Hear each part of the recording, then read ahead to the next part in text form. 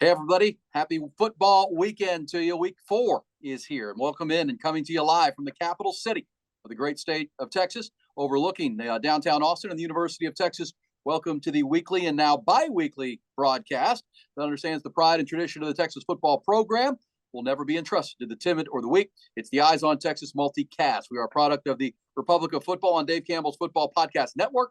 We are powered by our presenting partners at Grande Equipment and our 4 or 5 other founding partners as well. We appreciate them. We'll tell you about them as we go. But I'm Aaron Hogan, morning show host at The Horn here in Austin, Texas. He is the senior writer at Dave Campbell's Texas Football Magazine, our friend Mike Craven. Craven, are we ready for week 4, Texas and Baylor? Week 4 is going to be a good one. A lot of good games across the state, across the country. So looking forward to it. Yeah, it's a mega Saturday. I mean, we got 6 matchups of ranked teams, big games in the SEC, the Big Ten or Midwest battle with Ohio State and Notre Dame. And obviously out in the Pac-12, they're all ranked in that conference, it feels like. So every weekend is going to be a ranked battle. And there are some really juicy Big 12 games too, which we'll talk about coming up in our as we wrap it up. So as we know now, this is our second recording of the week. On Monday, we recapped thoroughly the Texas win over Wyoming with highlights and Sark sound and what went on in the Longhorns' victory there, 31-10, and how they build on that. Now it's time to preview the Baylor Bears and drill down on this game, Mike. And we'll do it from a big picture level. And then we'll talk Texas offense, which surprisingly has struggled at times this year, long stretches of games. And then that Texas defense, which has been the most consistent unit. Special teams have been great. So it's one of those, and we'll talk about it as we go. But, man, if they can combine all three, this can already number 3 in the country, undefeated, 3 double-digit wins. If they can get this offense sorted out, which we'll talk about, Mike, they can be right there with anybody in the country. I think it's fair to say they've been explosive this year on offense, right? They've had 3 different 21-point quarters, one in each game. Third quarter against Rice, fourth quarter against both Wyoming and Bama. This team has shown it can explode on you pretty quick and take a close game and separate. Yeah, I think the positive factors so far from this season have been the renewed play in the second half, and they've scored at least 21 points in 3 quarters. 21 against Rice in the third. 21 against Alabama in the fourth, 21 against Wyoming in the fourth.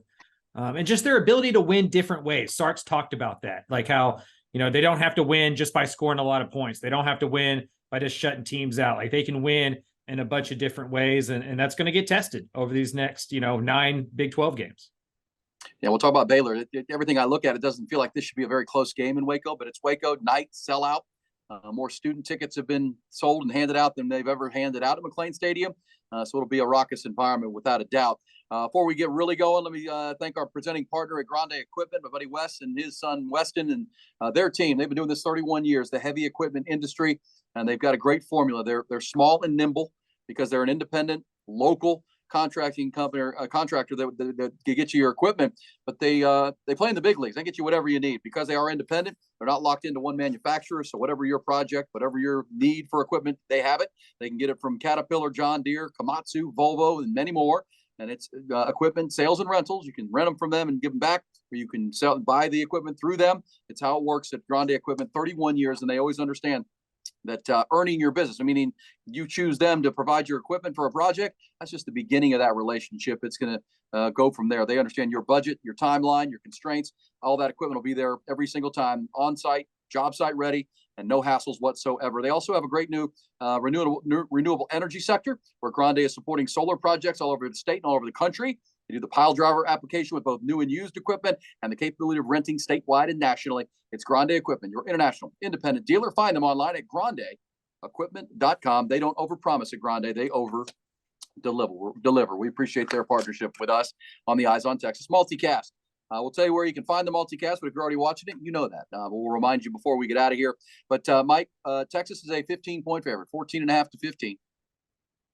And I've kind of scoured this game this week, getting ready for it, and I've been surprised. And I knew Baylor lost to Texas State to start the season. We all saw that shocker in week 1, and then I knew they lost a game to Utah, the Utah Utes, who had their backup quarterback in, and they were up 13-3 in the second half, but a couple of bad interceptions. And then I watched them play a little bit against Long Island last week, and everything I've seen indicates this is not a very good football team, Mike. They're 11th in total defense in the Big 12 through 3 games. They're giving up about 5.5 yards per play. That rush defense isn't very good. And then on offense, they're on all kinds of trouble because Blake Shapen got hurt in that Texas State game, Mike. Their starting quarterback. He played a heck of a game in that loss, but then he got hurt, played on one leg. He's supposed to come back maybe next week, they hope, but not in time to face Texas. So it's Sawyer Robertson, the transfer from Mississippi State, who was originally from Lubbock, and he's looked really bad this year. He's 45% completions, 1 touchdown, 3 picks. And it's almost like even against LIU last week, Long Island University, they were kind of playing around him, not with him or trying to help him. Now, I learned that he had a bit of a turned ankle. And he, running is a part of his game, running and throwing, but they limited his ability to run last week because it was raining and he had an ankle problem. That is something to watch. But give me your thoughts on this Baylor team. What have you seen? Yeah, I mean, basically they're not an explosive offense. They tried to go into the portal over the offseason and kind of get more explosive out wide at the wide receiver position to help the quarterbacks. But as soon as Blake Shapen went down, that put a handicap on it. Sawyer Robertson, he was he's an air raid guy. Back in high school, he was running the air raid in Lubbock. He goes and commits to Mike Leach and runs the air raid out there. The wide zone ran by Jeff Grimes is a completely different system than that. So, I think they were hoping he got this whole year to kind of sit and learn the nuances of it, learn how to take snaps under center, just little things like that he's never been asked to do. Baylor's a running football team.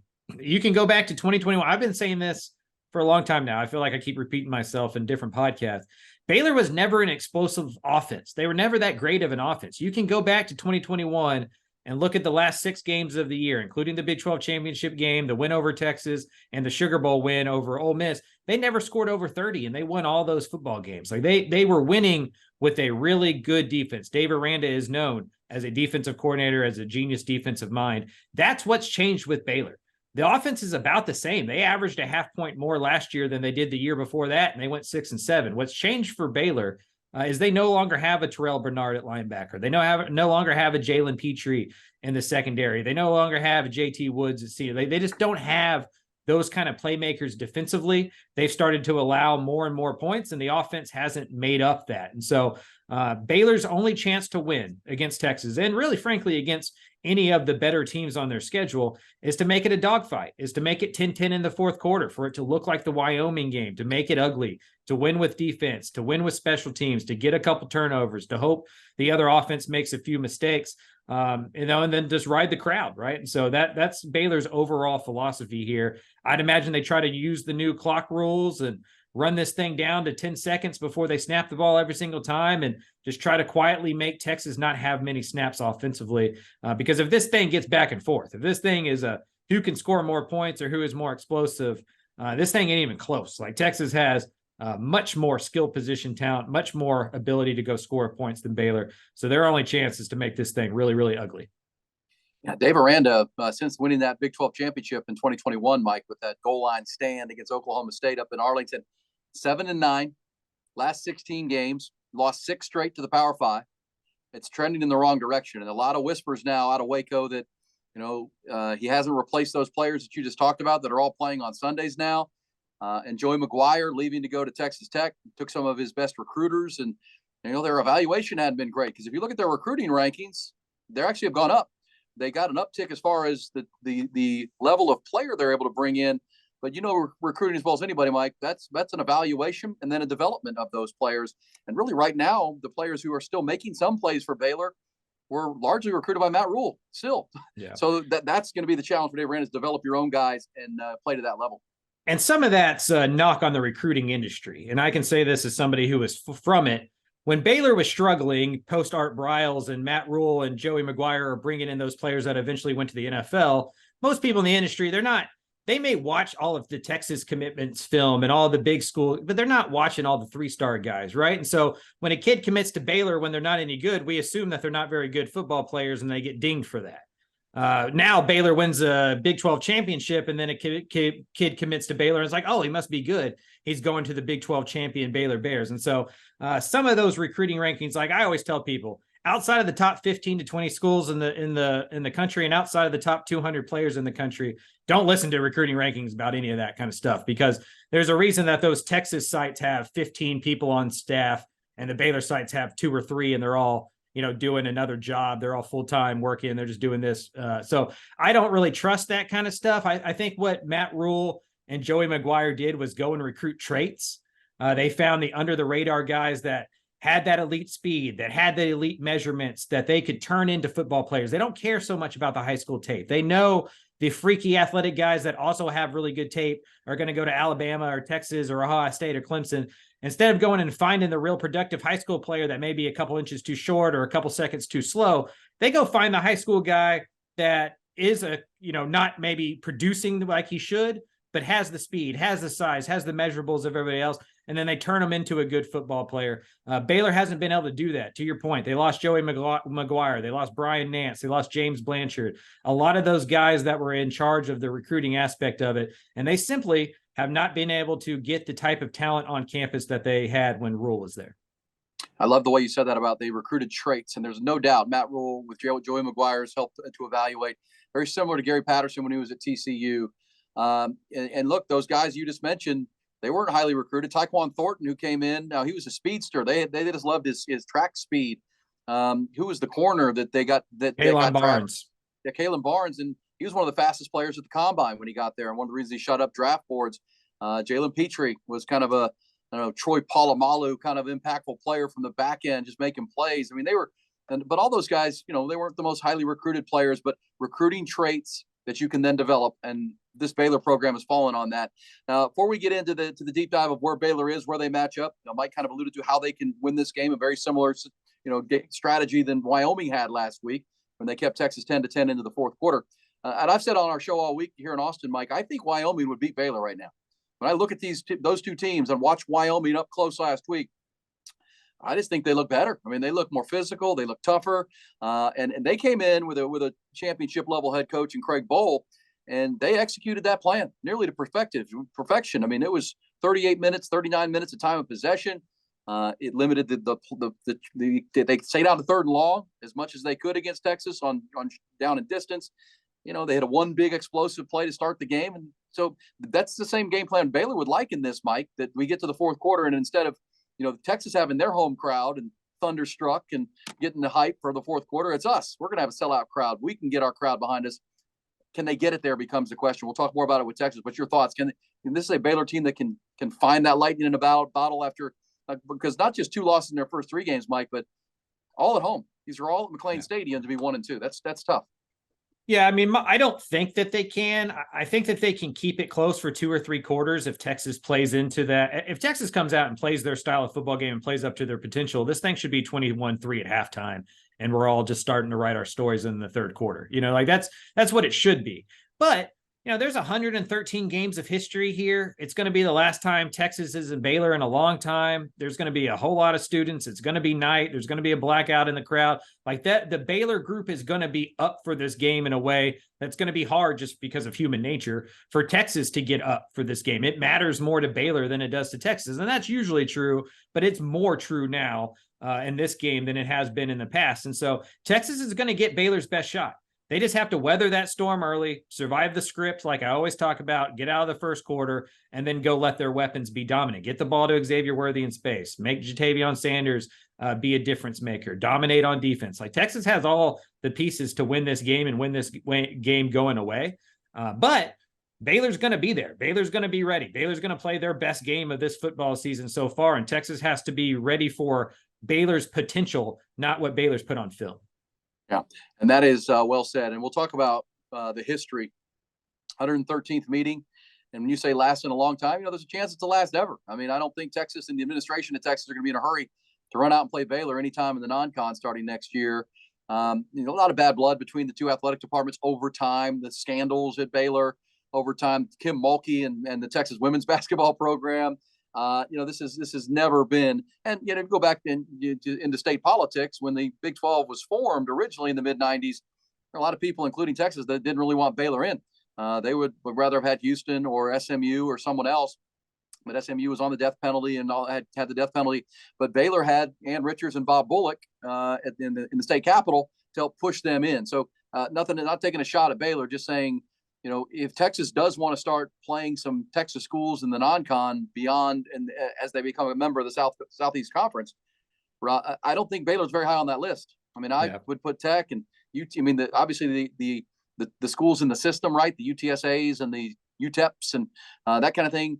They're going to be up on that list more than I think you're going to see Baylor.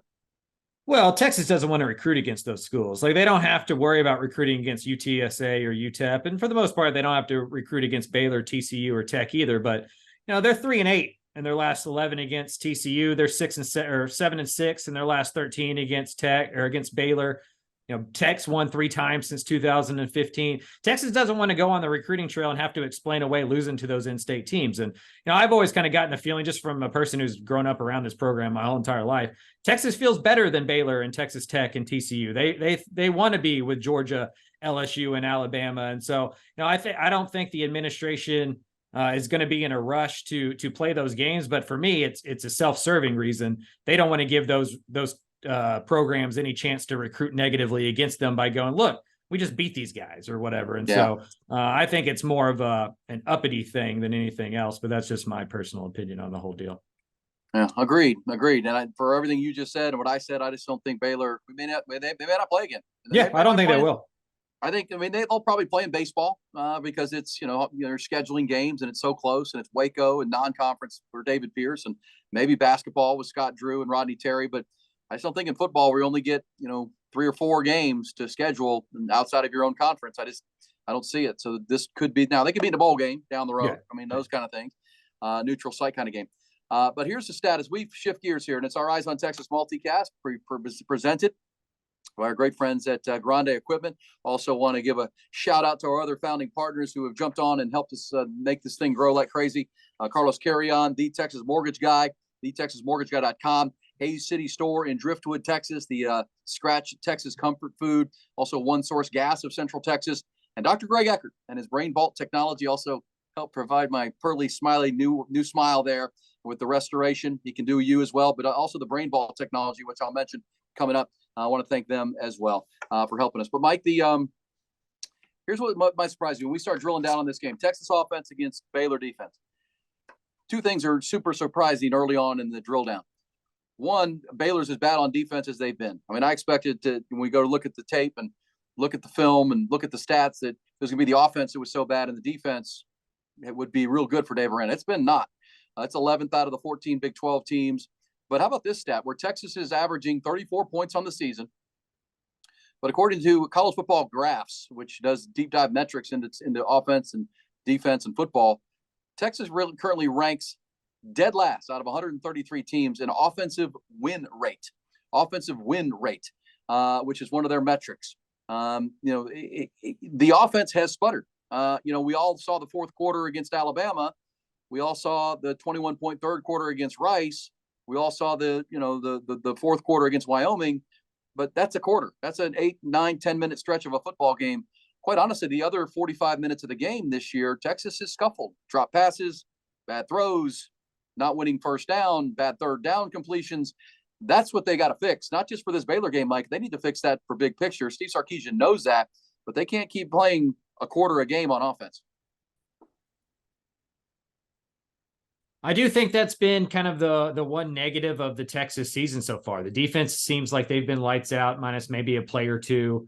The special teams have been pretty tremendous, but the offense, while being explosive and kind of fixing some of those second half problems that they've had, have had big lulls, that, kind of point to the statistics that you brought up. And so I think consistency, offensive line play, establishing that run game for 4 quarters is going to be big for that. You don't want Ewers in 3rd and 8, 3rd and 9. I think we've learned that he's best when this team is balanced and the passing game can be part of the game plan and not the whole game plan. Yeah. And you go now, you have 3 games to look at, and against Alabama, the inefficiency, I felt like, that was the script and the game plan they worked on all off season. So they were most versed in that. And it was really about their own drops, and right. Xavier Worthy dropped touchdown pass. Jonathan Brooks had a drop touchdown pass. They were sharp that night. But yeah, the Rice game, the Wyoming game for 3 quarters, not sharp, right? Because and Sark said it this week. He said, we have to get better on first down. We've got to win first down. Texas against Rice and Wyoming all too often were 2nd and long, and then 3rd and long. And that's just not where Quinn Ewers is yet. But boy, when they get that when first down cranks up, that's when they can get going, get some tempo going. And, it'll be interesting for me to see how this game starts because the crowd's going to be into it. It's a night game in Waco, or it'll get dark eventually. As actually Saturday will be the first day of fall, Mike. I don't know if it's going to feel like it in Waco, but they're forecasting 97, but it'll be officially on the calendar the first day of fall. But last year they closed out the Baylor game running the ball, right? Remember when they were struggling with Dave Aranda's blitz packages and disguise coverages and simulated pressures that were getting to Quinn. The passing game was really struggling, and they were locked in on Xavier Worthy. And so they just ran the ball. And Bijan Robinson and Roshan Johnson closed out the fourth quarter running the ball. I don't wonder if they don't start that way in this game. Looking at the numbers for Baylor, looking at their lack of defensive success against the run, looking at what Texas State did against them. I don't know if they don't come out in that 12 personnel, Mike, and kind of saddle up Jonathan Brooks. And now C.J. Baxter should be back and healthy. He's been practicing all week. I don't know if they don't start out with that and then work the passing game in beyond that. I don't know. What do you think about their game plan to start this game to get off to a better start? I will say that the weakness of the Baylor defense, I mean, frankly, through 3 weeks, the whole unit's probably been the weakness of the Baylor defense. But on paper, their secondary is very young. I think there's like 4 sophomores back there, haven't played a lot of football. Their best safety, the kid from Manor, Devin Lemire, is going to be most likely out against Texas. And so the secondary should be able to be gotten. But I agree with you. I think if you're Texas, you want to go out and establish a run, at least on first down, get Ewers into 2nd and 5, 2nd and 6s. Use the balance, make sure the defense doesn't get to just tee off and use those pressures. Because if you can get Baylor into their defense, like if you can get into 2nd and 4, 3rd and 2, all those creepers and simulated pressures that Dave Aranda is known for are out the window. You can't run them anymore. Like that, when you get into 3rd and 8, 3rd and 9, that's when they can get exotic and confuse you and make life difficult for Quinn Ewers. So, Sark knows as much about offensive football as anybody. And if he says the team needs to get better on first down, I think that's a pretty good sign that they just need to get into those situations that'll be more quarterback friendly for Quinn. Yeah, and he's actually been really good when they've been ahead of the chains this year, and that's every quarterback, I believe. Because I one of the first stats I look at when I look at teams is their third down percentage offensively, because it's staying on the field, it's extending drives. Because good offensive teams win third down, but they also you can't be a good third down team if you're not good on first and second down. I mean, exactly. That tells you what type of team you are. And right now, Texas for 3/4 of games has not been great on first and second down, specifically the Rice and Wyoming games. So we'll see. Now, and then there's the Sark side where he's got all these fancy weapons and the Baylor secondary issues you mentioned. That there were plays to be made against Wyoming. And by the way, the Wyoming coach, Craig Bolt, did confirm on Monday that was their plan. They were not getting deep. They were going to get everything in front of them, not let their corners and their DBs get caught up in one-on-one situations against Texas. So I think Baylor will be more athletic in the back end. That's where you wonder. But Sark wants to get those guys involved. He wants to get those receivers involved. And, it was just off last week. It was just throws behind people, drop balls. And so Sark a lot of times sees those little plays like the extension of the run game. That's how we stay ahead of the chains. We get 5 yards, and that's fine. They just weren't converting those. It was the Rice game where he kept taking all the deep shots. This game, there was a lot of underneath throws that just didn't get made. That has to get better because Dave Aranda is going to have something that he's been working on all offseason for Texas. Yeah, I think this is a Quinn Ewers thing, right? I mean, I think we've seen enough to know that he's inconsistent. Like that's what Quinn Ewers is and maybe, he's only 21 years old and in his second season as a starter at the college football level. So he's got plenty of time to fix that. But Quinn Ewers so far in his Texas career has been very up and down, sometimes within the same game, sometimes within the same half, right? And so if you're Sark, you have to know that. You hope you get the best Quinn Ewers that you can. But early on, if you know that you're not getting that, then it's up to you, the offensive coordinator, the play caller, and the head coach to figure out other ways to go score points and to manufacture points and to get yards. You can't count on your defense every single week. Like if the offense is in, there's going to be a week where somebody comes and gets you, where that fourth quarter isn't a 21-point explosion. And now you're in this dogfight and maybe who's got the ball last gets it, gets that field goal and wins the football game. And so Quinn has to become more consistent. That's the thing that's going to unlock this offense. Agreed. And just playing more consistent. I mean, that's the word. I mean, you keep saying it and it's true. I mean, just be better. And they got the weapons there and, you can use different personnel groups, different packages that they didn't have last year. Jatavion Sanders was a first-year player. He was there, but he and X-Man were really your two weapons. And, you saw last week that Jonathan Brooks not Roshan or Bijan, but he's pretty damn good in that football game against Wyoming. And then you're going to have C.J. Baxter back. So Again, just player for player, talent for talent. I just think Texas is better across the board here, offense to defense. It's just how they attack it. And can Quinn be consistent? He does seem to play better, I think, when he's against the road crowd, right? He's got to get his juices flowing a little bit. Remember Sam Ellinger used to have to get hit a couple times before he kind of lock in and get going, get the energy flowing. I think Quinn has all that. You don't want him to get hit, but you want him to get into this game quickly, understanding what a big game it is. And now Texas can stretch this game out and make it not much of a contest and take this crowd out of it if he plays well early and executes the game plan. And again, Sark has said, this week that, we focus so much on being better in the second half, so much on a fourth quarter team, and we fixed that. We got to go back and maybe refocus a little bit on our starts. And then again, if we can combine both of those, now we're cooking with grease and we got something going on for the Texas Longhorns. All right. So that's Texas offense against the Baylor defense. And does Baylor have any stars on their defense? Is there any? I mean, you mentioned the guys they don't have. Are there some guys that Longhorn fans should be watching for that? Don't let this guy beat you. He'll make some plays.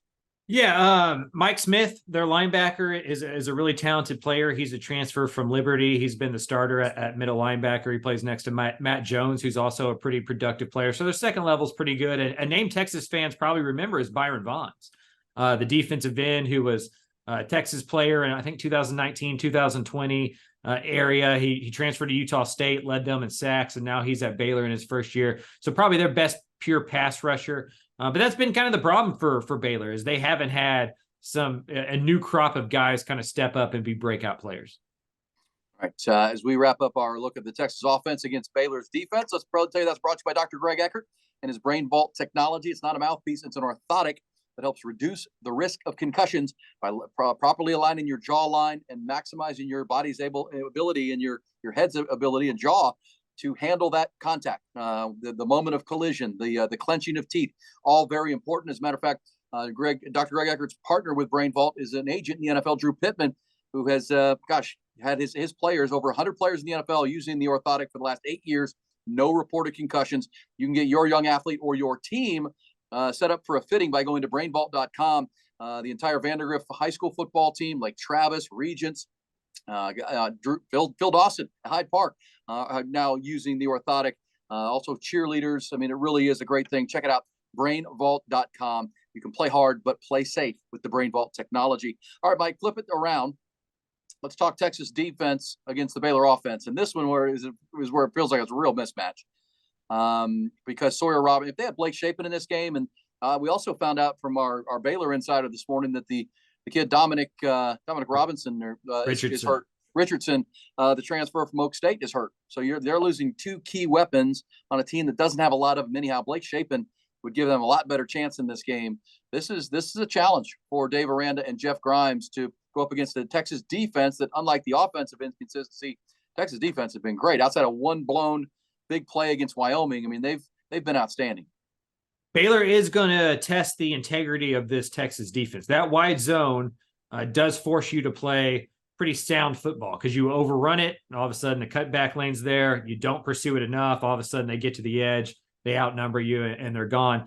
Baylor's best players are the running backs still, even without Richardson. Richard Reese was the Big 12 Offensive Newcomer of the Year last year, almost got to 1,000 yards as a true freshman. He's back and playing better than ever. They have a really talented true freshman named Bryson Washington, who came out of Franklin, Texas, a multiple-time state championship. Pendergrass is another young running back of theirs that was a 3-star guy out of high school who had a pretty big game last week. And so they're going to run the ball, and then they're going to run the ball, and then they're going to run the ball some more. And it's going to be up to Texas to kind of handle that, not just for the first quarter, not just for the second quarter, but for 4 quarters of football. Because frankly, Baylor doesn't have much other option. Like, they're going to try to do jet sweep, screens to the outside, quick game stuff, because I don't think that they can block Texas for a 4 or 5 second drop back. So it's going to be quick stuff in the passing game, and then just hoping that you bust 1 or 2 in the run game, or that you're consistent enough in the run game to get into 2nd and 6, and then in 3rd and 2, and kind of do what Texas Tech did to Texas last year, where you get into 4th and 1, and then you just roll the dice and see if you can get a bunch of those 4th downs and just keep the ball, keep Texas off the field. Their offense is going to be their best defense, and their best offense is running the football. Yeah. And, you thought that would be the case with Wyoming last week, but they actually did a nice job with those little out routes and passes. with a backup quarterback. So, Baylor can borrow that script. Same time, the other thing about Sawyer Robertson, the quarterback, that's surprising so far through the 3 games, he's taken the most deep shots of any quarterback in the Big 12 because they run it and then they take shots, right? And they try to establish the run, then they go down the field. And that's partly why his completion percentage is so low at 45%. They don't throw a lot of those little quick screens. They don't throw a lot of little short passes that Texas likes to jump. They'll take shots. So that'll challenge the Texas corners. And you have to imagine Dave Aranda and Jeff Grimes will break some tendencies here that we maybe haven't seen with this young quarterback. And I thought it was a great point that you made, that he was an air raid quarterback his whole life. And now he's kind of a fish out of water. And he's hurt a little bit. We learned from our Baylor insider that he suffered an ankle injury in that game against Utah, and he was hobbling around. And his legs are part of his game plan. I mean, he runs and throws, but so far the throwing hadn't been great. And if he's hobbled limited, this is where Texas can really get after the quarterback. Really big for Texas. I think on both sides of the ball, it's first down. I mean, they have to be good on first down offensively, and if they can get Baylor into second and long and then third and long, then you're really after this team. You put them in a real bind. I'm assuming that's been Sark's mindset all week. Win first down offensively, win on D. And that's really every coach's idea every single week. But specifically for this Texas team, who you think about how opposite they've been offense to defense, Texas, Mike. Offensively, as we said, they've been kind of sloppy and inconsistent, and then they break open for big plays. They explode. Texas defense has been consistent and great for most of the 60 minutes, and then even against Alabama, it was a couple of big explosive plays that catch them. And outside of that late fourth quarter drive by Rice, where they went 9 minutes, they're not allowing teams to drive the football on them. They're not allowing teams with PK to go on these long drives, save Rice. It's been explosive plays. And I'm sure Baylor's going to try to create some of those, create them. The other thing, turnover battles win football games. That's the other way Baylor can be in this game, Mike, is if they force some turnovers and don't turn the ball over themselves. They've got to win that if they're going to have any chance on Saturday. Yeah, they have to win the turnover battle. You'd imagine they need to win not even the time of possession, which they also need to do, but they need to win the play battle. Like, we need to look, if you're a Baylor fan, you need to look down and Baylor ran 70 plays and Texas ran 50. Like that's how you're going to win this football game. Use those new clock rules where the clock doesn't stop after first downs and really make those drives long, because they don't have the horses to go 1-for-1 with Texas. And if you're Texas's defense, this is about just assignment football. Do your job. Don't go and overrun a play or try to do something that you're not, because Baylor's going to try to use, like you said, they're going to try to use their tendencies against Texas. Like, they're going to know what's on film and they're going to try to throw some wrinkles out there. Maybe a throwback or, a wide receiver pass or some fake punts. Like, they're going to pull out all the stops here against Texas. If you're Pete Kwiatkowski, if you're Jeff Banks on the special team side, you just have to be really ready to see all that kind of stuff, do your job, and that should be enough. Yeah, do your job. Don't overdo it.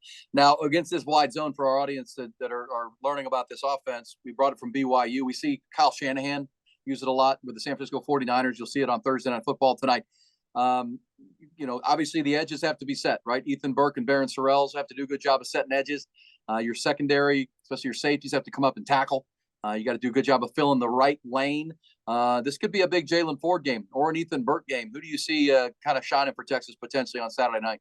Yeah, this is all about the second level and the safeties to me. I mean, I imagine Jalen Catalon has a bunch of tackles. Jalen Ford, David Binda is going to need a big game because they're going to probably try to isolate him in the run game a little bit, see if they can get him out of position. This is all about gap integrity.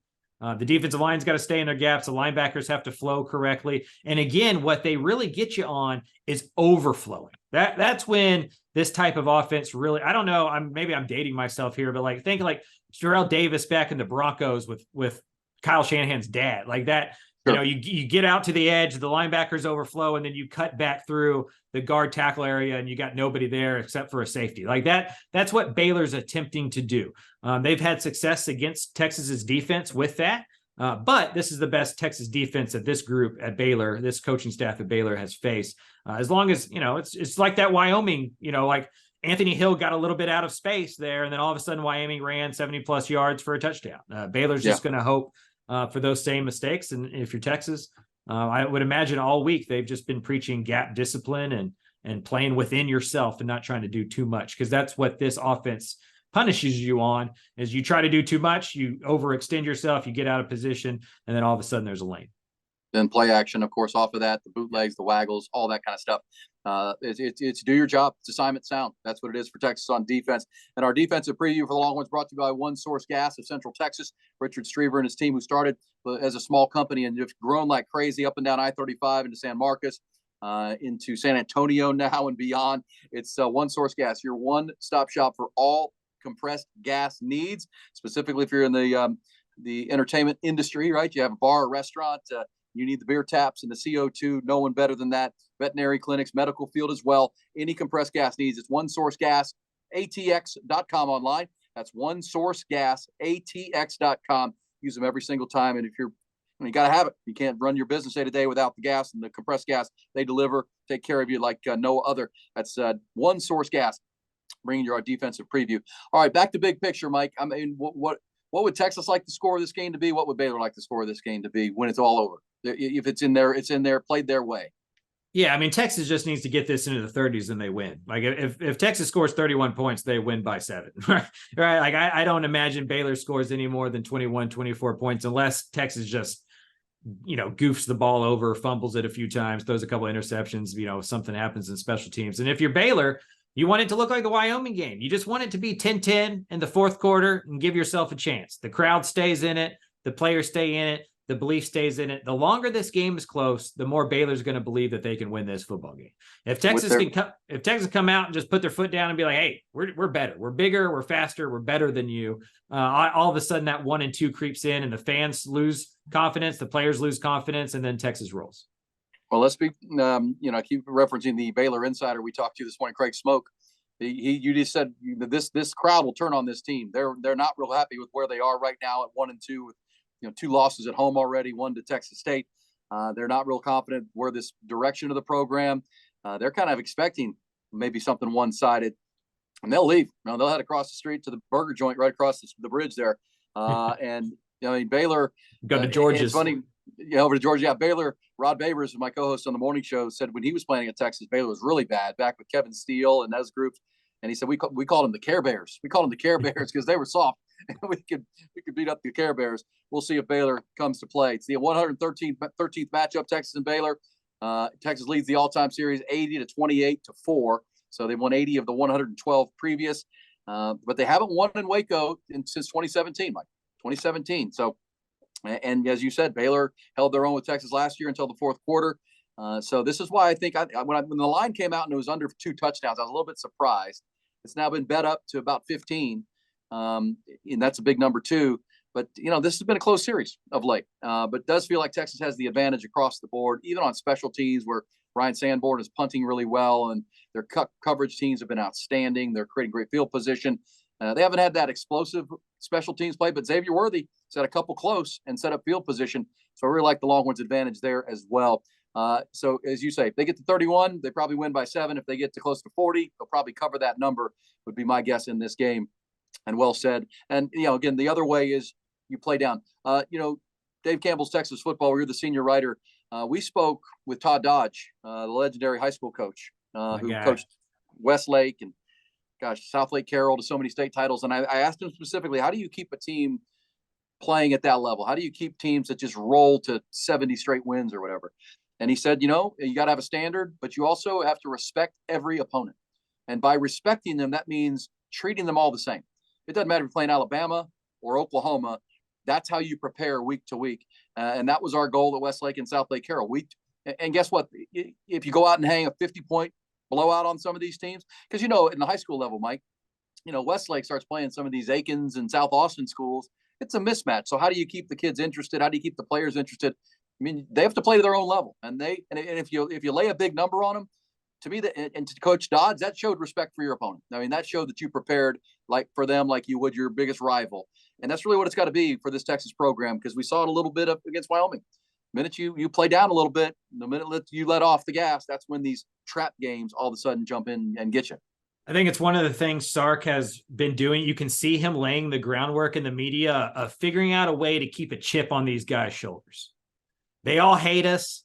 This is our last year in the Big 12. We're going to get everybody shot. The commissioner wants them to win. Like everything is against Texas, right? Like, and whether that's true or not, it doesn't matter. It just matters if the guys inside that locker room at UT believe it. And that, when you look at Nick Saban, when you look at Kirby Smart, Urban Meyer, like the best coaches of at least my lifetime in college football, they find ways to create enemies out of ghosts, right? Kirby Smart last year at the national championship game had a quote about how he was talking to us in the media, and he goes, yeah, y'all thought we were going to win 7 or 8 games this year. And like, we're all looking at each other like, who in the world thought Georgia was only going to win 7 or 8 games this year? But you heard every Georgia player get up there and be like, the media didn't believe in us. The media didn't believe in us. Nobody thought we could repeat. You just got to create that. And I think Sark in front of the media for the last month or two has been hammering home the point to lead into these type of games of embrace the hate. We're going to get everybody shot. We're not going to get many calls. We're going to go into hostile territory here with the referees, with the coaches, with everybody, with the fans. Like, everybody hates us. Let's embrace that thing and go. And if you take in that, if you really do take that to heart as a player, I think it becomes hard to overlook a team because you know you're going to get the best of them and you want to give that back because you don't want to lose. Texas knows what's in front of them. Texas knows that if for the next 2 months they play football up to their level, they're playing in the college football playoff. Like, they know that. And so they shouldn't need a bunch of motivation. It should be very easy to get up for these games because there's something big ahead of them. Very well said by Mike Craven, as usual, with our preview of the Baylor game here on the Eyes on Texas Multi-Gas Cast, where we're presented by Grande Equipment. One other mention, want to say thanks to our friends at Hayes City Store and Ice House in Driftwood, Texas. Get out there. Great place to watch the game this weekend. Looking forward to anything, live music 6 nights a week, the Scratch Texas comfort food. Mike loves the bacon jam burger. Actually, everybody loves the bacon jam burger at Hayes City. You also love the chicken fried steak, the truck stop enchiladas, the pizzas are amazing. It's just, they're tremendous. What a great place. Big groups who want to watch a game, birthdays, anniversaries. Get on out there and enjoy Hayes City Store and Ice House. It's between Kyle and Wimberley on 150 there, FM 150. Not far from Dripping Springs either, Driftwood, and it's a destination location. So if you haven't been out there on a weekend, man, it is, as it cools off, nothing better than Hayes City Store. Find and see their delicious menu and learn more at HayesCityStoreTX.com. That's HayesCityStoreTX.com. It's Hayes City Store. All right, Mike, you'll be in Waco, so you get to take this game in on your trip. This is your fourth different stadium already. You've been to Fort Worth and Lubbock, and where else did you go? Sam Houston? Where have you been so far? Houston, TCU. Yeah. All right. So so you'll be at Waco at McLean Stadium for the first ever night game at McLean Stadium for the Longhorns. They've played there. This will be their 5th game there, I believe, since it's opened and been built. And this will be the first night game. There's 3 11 o'clock games and a 2:30. Now a night game in Waco. But what do you make of the rest of the Big 12? Everyone's playing a conference game essentially except for Houston, who will play Sam Houston. And then the other non-con is TCU playing SMU in the battle for the skillet. And you wrote a couple of stories about this. Speaking of Texas and Baylor's rivalry coming to an end, TCU SMU might be coming to an end with this playing in Fort Worth on Saturday morning. Yeah, I know a lot of fans like nowadays like try to like be too cool for the rival. Like TCU does it to SMU. Like they pretend like SMU doesn't matter to them, even though SMU was ahead of that series until the death penalty. But I just, as a guy who loves football in the state of Texas, who grew up with all these rivalries, I think it's sad. Like the Iron Skillet rivalry is going to end after 2025. And so that means that 3 of the 5 most played Texas versus Texas college football games of all time won't exist anymore. The top 5 are TCU versus Baylor, Texas versus Texas A&M. Those things will exist because Texas is moving into the SEC. But we are losing Texas versus Baylor. That's number 3 on that list. We've already lost A&M versus Baylor, which is number 4 on that list, the Battle of the Brazos. And then we're going to lose SMU TCU, which is number 5 on that list. And so I don't blame Texas for leaving for the SEC. Like, of course, you trade Iowa State for LSU and Kansas State for Alabama. Like, no duh. I just hope, and I know this is wishful thinking, that's not going to happen. I just wish that Texas would grow up and A&M would grow up, and they would just have 2-year rotating contracts with some of these schools. Like in 2023 or 2030 and 2031, you play a home and home with Baylor. The next 2 years, you play a home and home with Tech. The next 2 years, you play a home and home with TCU, and you just keep that rotating or whatever. These are state schools. They get funding from the state. Like, they're not private institutions that live, without, the rest of the state. I think there's an obligation there to kind of keep these rivalries going. But that may be just mostly me just enjoying the history of the sport as much as the sport itself. And I don't know if I'm in the majority there, obviously. Yeah, Texas and Baylor, great history. SMU, TCU. You got to see the Horned Frogs last week. What'd you think? Much better than their Colorado performance. Yeah, I still have questions about Chandler Morris and what they are offensively with Kendall Briles as the offensive coordinator. I that's a separate podcast on itself to talk about him and why he has a job. But I do think that they're probably, if we're taking Oklahoma and Texas and saying those are clearly the two best teams in the Big 12, which I think that they are. I think TCU is in that next group with Kansas State, maybe even BYU at this point, as legitimate threats, maybe not even to win the conference, but to knock off Oklahoma or Texas and kind of ruin that undefeated season berth into the college football playoff thing. Well, we'll see. And obviously, Texas will play Oklahoma in 3 weeks. But I would also mention a big one. BYU, you mentioned off to a 3-0 start, just beat Arkansas. They play Kansas. Kansas is 3-0. They're going to have a sellout. That's a huge game because if the Longhorns can handle their business in Waco, here comes the Kansas Jayhawks. Winner of that BYU Kansas game are going to be ranked, Mike. I mean, Texas, the Big 12 only has 2 schools ranked right now. Whoever wins that game will be 4-0 and crack the top 25. And if it's Kansas, that means it'll be a ranked matchup at DKR next Saturday. That game has been announced as 2:30, by the way, 2:30 kick in the afternoon. Also, Oklahoma-Cincinnati early at 11 is an interesting game. Cincinnati lost last week. Can they give Oklahoma a ball game? No one has so far. They haven't played anybody. How about the game for Texas Tech? Red Raiders already 1-2, Mike, and they're going to West Virginia. That weird stuff happens in Morgantown, and Tech already has 2 losses, both to one to Wyoming on the road, one at home to Oregon. That's a very important game for Joey McGuire. And they've been bad on the road. I think off the top of my head, they're 2-7 or something like 2-9, maybe on the road in his tenure so far. That Wyoming game that they were upset earlier in the year was in Wyoming. West Virginia, as you mentioned, is not the easiest place to play. And so, yeah, I think Texas Tech is going to have to break that tendency and get better on the road, clearly. Also on Saturday, UCF is at Kansas State in an intriguing game. Central Florida off to a 3-0 start. They'll play at Bill Snyder Family Stadium. We've also got that Sam Houston game. Can the Bearcats give the Cougars a little bit of a game? The Lions inside 2 touchdowns. But Sam Houston's 0-2, but they played a tough schedule. Yeah, I mean, if you go and look up the stats across the nation, the best scoring defense in the country is Sam Houston. The best passing defense in the nation is Sam Houston. Houston doesn't move the ball very well. So I don't think Sam Houston wins this game because Sam Houston can't score points. But they only gave up 14 to an Arkansas team to a BYU team that scored 38 against Arkansas. So that Sam Houston defense is really good. And if you can play defense, you can cover a lot. You may not win a lot of games, but you can cover a lot of point spreads when you can keep teams to 14 or 17 points. Yeah, and the over-under in that game, 37. Yeah. Very low for a college football game. Yeah, it's like an NFL game. And speaking of that, Oklahoma State at Iowa State, Mike, with a lot of issues, turmoil in Oklahoma State after they got beat bad by South Alabama. Iowa State's got their own. This is like the turmoil bowl for Matt Campbell. Both teams are off to rough starts. The over-under in that game, 34.5. Yeah. 34.5. Who gets to first team to 17 wins? It's weird how that 5-star culture fell off when Brock Purdy and Breece Hall left. It's just interesting how that happened. That did happen. All right, so that's your Big 12 schedule.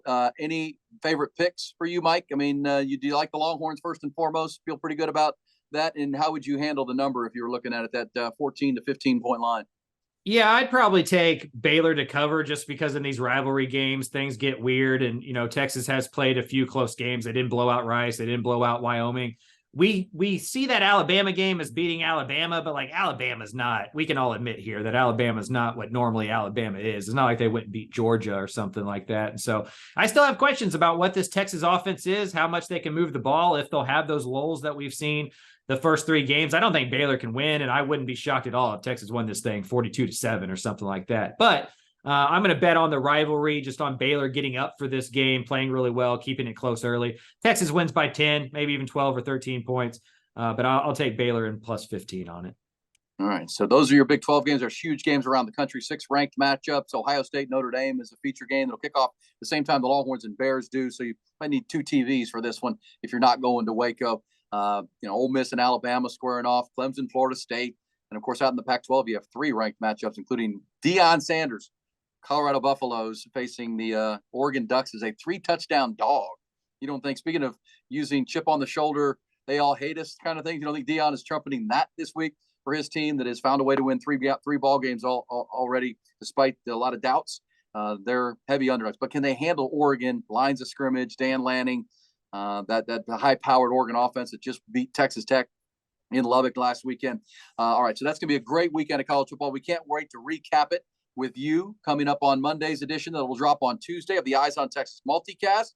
And I, with Mike, I'm going to take Texas and I'm going to lay the points. I think they're going to cover that. I can't find. You said why, the rivalry and just the weird stuff that can happen in Waco. It feels like a Texas team that is poised to put together a good 4-quarter game, and it sounds and looks to me like a Baylor team that's ready to get run out of the building. That is kind of poised to get run out of this building. That's fair. It is. I see a good spot here, but and then Texas will start getting ready for Kansas, as we said, might come in as a ranked undefeated team if they can handle BYU in a really good game on Saturday afternoon. All right, Mike, great stuff as always. Follow Mike on his social medias at Craven Mike, of course. Also, Dave Campbell's Texas Football Magazine and Twitter there, and at the website. We are the multicast, bi-weekly multicast. It is presented by Grande Equipment. It also keeps you on top of all things Texas football. Available to watch on the Dave Campbell's and the Horn in Austin YouTube pages and YouTube channels. It's also available for download through iTunes or Spotify. Wherever you find your favorite podcast. We record on this Thursday. It'll be out on Friday. Thanks to Carlos Carrion, the Texas Mortgage Guy, thetexasmortgageguy.com, Hayes City Store in Driftwood, One Source Gas of Central Texas, Dr. Greg Eckert and his Brain Vault Technology, and my pretty new smile. Thank you, Dr. Eckert. Appreciate that. And if you need a new mortgage of any kind, go see my buddy Carlos, thetexasmortgageguy.com. Don't forget the "the." That's very important to get to a guy who's a lifetime Longhorn, lifetime Austinite, and ready to help you with your next mortgage or refi. Michael, enjoy Waco. Safe travels up and back down I-35, and we'll talk on Monday, regardless of what happens. Yeah, enjoy Waco is a tough one, but I will be there and I will get back from it. So that's going to be the silver lining. All right, buddy. First weekend of fall coming up this weekend. We'll be talking about it next week on the Eyes on Texas multicast, both editions, talking hopefully about a Texas win and then previewing the Kansas game. Everybody have a great weekend. Enjoy a tremendous Saturday of college football. Hook 'em.